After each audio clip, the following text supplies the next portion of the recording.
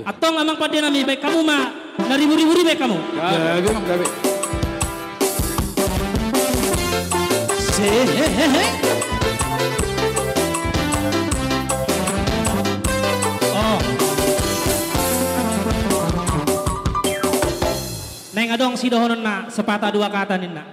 Anak kami, Febri dan pengantin, kami dari gereja, terlebih dari kelompok sel, sungguh bersuka cita hari ini, di mana acara demi acara boleh berjalan dengan baik, mulai pemberkatan sampai hari ini.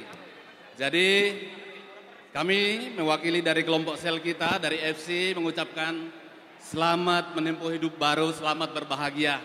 Biarlah Tuhan yang memberkati keluarga kalian, tetaplah Tuhan menjadi kepala rumah tangga kalian. Itu yang bisa kami sampaikan. Seluruh anggota FC mengucapkan selamat buat keluarga, Tuhan yang memberkati. Nanti ada sedikit yang bisa kami sampaikan, biarlah Tuhan yang memberkati. Demikian yang bisa kami sampaikan.